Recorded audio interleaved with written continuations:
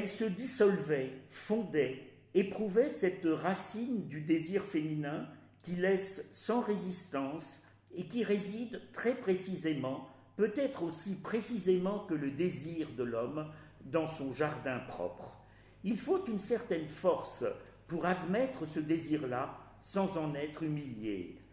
Elle eut une larme brûlante, oublia l'heure, la vie, le temps, et parce que cela acceptait d'aller au bout de l'animal, au bout de la loi de la vie, consciemment, cela échappa à l'habitude, à la mécanique des prises mâles et femelles, à l'ordinaire trivialité de ce que les pauvres gens recouvrent de mots grossiers.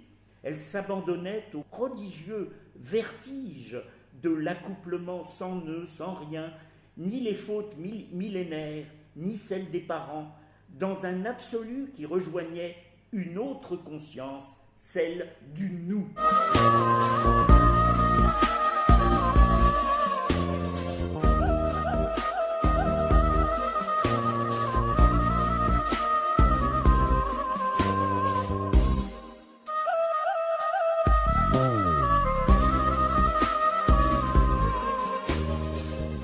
Le dernier roman, c'est l'Algérie. C'est l'Algérie, mais en images, vues de différentes façons. Et je me suis donné la liberté de ne pas écrire, alors que j'écris en langue française, c'est une langue que j'aime et que je respecte profondément. Et pourtant, je n'ai pas écrit suivant les normes de la littérature française.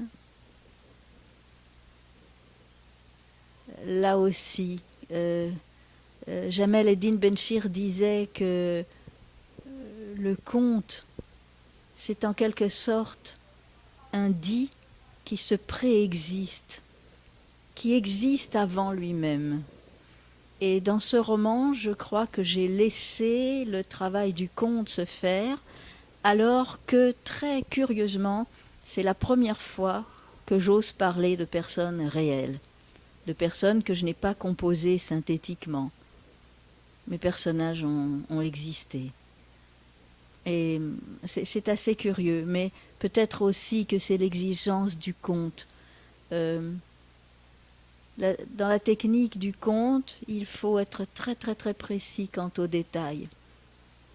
Mais le dit, lui, est beaucoup plus global, touche à l'intemporel.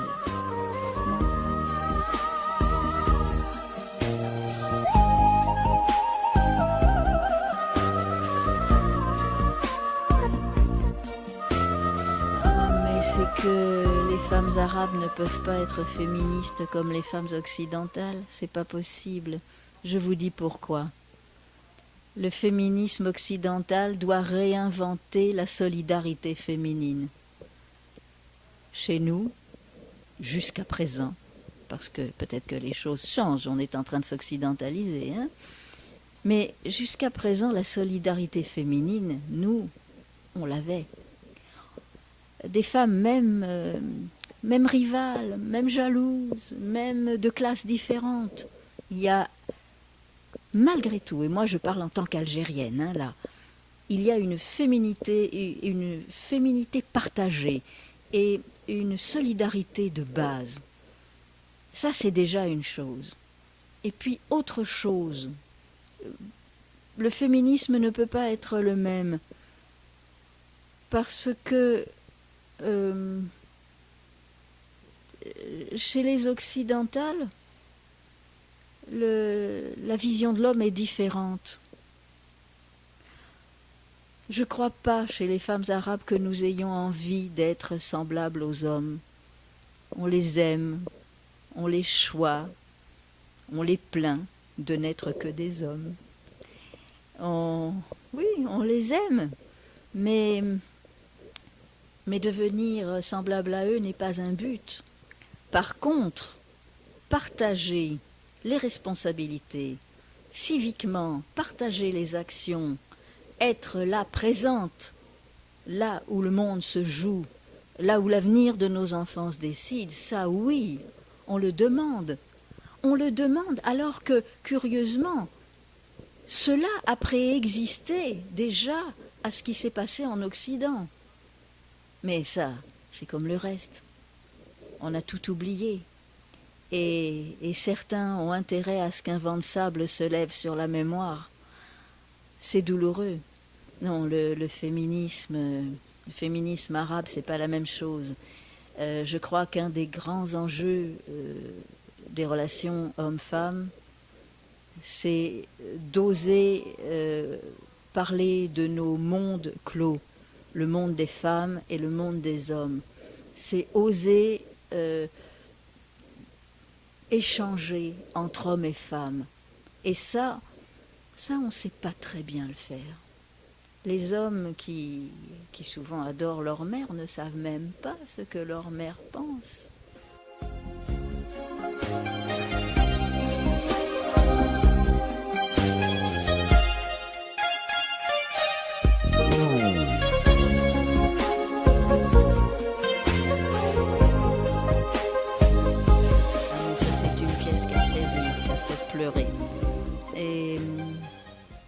Et c'est curieux, c'est un théâtre qu'on essaie d'enterrer.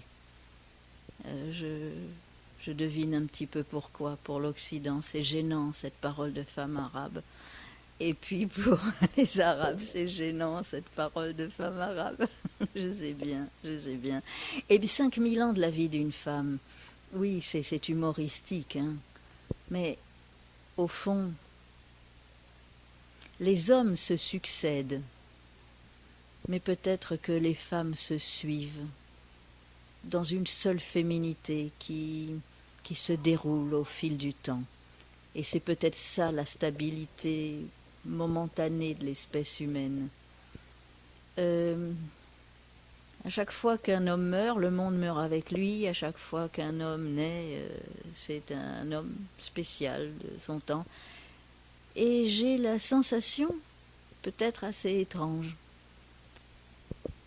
qu'au fond, c'est une seule et même femme qui se répète au cours du temps, et qui évolue, et qui fait évoluer le monde, et qui tient la tête hors de l'eau à cette générosité, à cet humanisme, à ce qui fait, à cette grammaire aussi, à ce langage qui fait que nous sommes, peut-être pas encore pour longtemps, mais que nous espérons malgré tout continuer de nous humaniser. Bon, c'est une utopie, c'est un rêve, je sais bien. Pourtant, tout a commencé en utopie, absolument tout. Et peut-être faut-il garder cette utopie d'un être humain dans un moment où la barbarie jaillit de tous les côtés. Et peut-être que c'est encore plus à nous les femmes de faire ce travail-là.